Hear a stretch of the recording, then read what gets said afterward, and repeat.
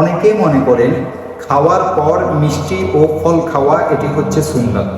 আসলে এটিকে সুন্নত হিসাবে যদি কেউ মনে করেন সেটিও ভুল হবে।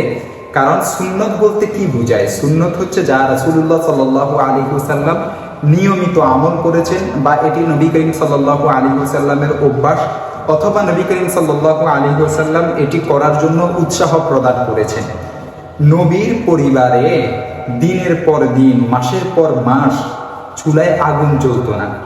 ওই সময় ওনারা পেট ভরে খাওয়ার জন্য পেতেন না।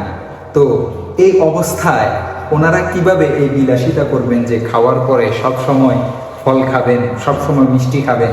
এমনটি তো যে আমরা যদি ইতিহাস পড়ি আমাদের কাছে এর বাস্তব মনে হবে না।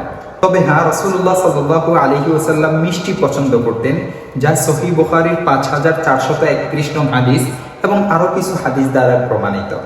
এক হাদিসের মধ্যে এসেছে, যে হাদিসটি জামিউ তিরমিজির 1848 নং হাদিস।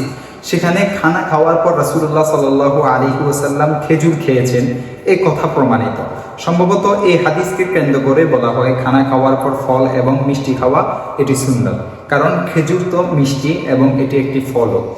আসলে বস্তুত এটি তো রাসূলের সুন্নত নয়, কিন্তু এটি এক সময় খেয়েছেন এমন একটি আর কি। সুন্নত হওয়ার জন্য তো উচিত হবে যে সব সময় রাসূল করেছেন বা রাসূলের অভ্যাস ছিল অথবা রাসূল উৎসাহিত করেছেন, এমনটি তো নয়। তাই এটিকে আমরা সুন্নত হিসেবে প্রচার করবো না। কেউ খেতে চাইলে এটা তার ব্যক্তিগত ব্যাপার, সে খেতে পারবে, বৈধতা আছে। তবে সুন্নত হিসেবে প্রচার করা, সুন্নত হিসেবে খাওয়া, এটি সম্পূর্ণ বিদআত হবে।